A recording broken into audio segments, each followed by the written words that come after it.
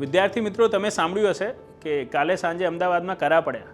કરા અને ઇંગ્લિશમાં હેલસ્ટ્રોમ કહેવાય છે. તો આ હેલસ્ટ્રોમ કઈ આબોહવાકીય પરિસ્થિતિમાં રચાય છે? હેલસ્ટ્રોમ રચાવવા માટે, કરા રચાવવા માટે જે વાદળ હોય છે એ વાદળ હોય છે ઢગ વર્ષા વાદળ, જેને ઇંગ્લિશમાં ક્યુમ્યુલોનિમ્બસ વાદળ કહેવાય છે. આ જે ક્યુમ્યુલોનિમ્બસ વાદળ છે એ ત્યારે રચાય છે જ્યારે સંવહનીય ધારા અત્યંત તીવ્ર હોય છે. સંવહનીય ધારા મતલબ જે પવનો ગરમ થઈને સપાટીથી ઉપર ઉઠે છે. આ સંવહનીય ધારાઓ જેમ જેમ ઉપર ઉઠતી જાય છે તેમ તેમ ઠંડી થતી જાય છે. એના કારણે નીચેથી લઈને ઉપર સુધી લગભગ 9 કિલોમીટરની ઊંચાઈ સુધી શું હોય છે, આ જે આપણા ક્યુમ્યુલોનિમ્બસ વાદળ છે આ વાદળ બનતા હોય છે, જે એકદમ કાળા કલરના વાદળ હોય છે. આ વાદળોમાં ઉપરનો જે તાપમાન હોય છે અત્યંત ઓછું હોય છે, જે ફ્રીઝિંગ પોઈન્ટ જે 0 ડિગ્રી સેલ્સિયસ છે એના કરતાં ઓછું હોય છે. અને આવા વાદળોમાં જ્યારે સંવહનીય ધારાઓ નીચેથી ઉપરની તરફ જાય છે તો આ સંવહનીય ધારાઓની અંદર જે ભેજ હોય છે ઠંડુ થઈને પાણી બને છે અને આ પાણી જ્યારે ઉપર પહોંચે છે તો એના ફ્રીઝિંગ પોઈન્ટના કારણે આ જે વોટર ડ્રોપલેટ છે એ આઈસ ક્રિસ્ટલમાં પરિવર્તિત થાય છે. હવે જ્યારે આ આઈસ ક્રિસ્ટલ નીચે પડવા લાગે છે તો નીચેથી જે સંવહનીય ધારાઓ ઉપરની તરફ ચડી રહી છે આ વાદળમાં એ ફરી તેને ઉપરની તરફ ધકેલી દે છે. અને ઉપરની તરફ ધકેલે છે એના જ કારણે આ આઈસ ક્રિસ્ટલમાં બીજું બી શું હોય છે, વોટર ડ્રોપલેટ હોય છે એ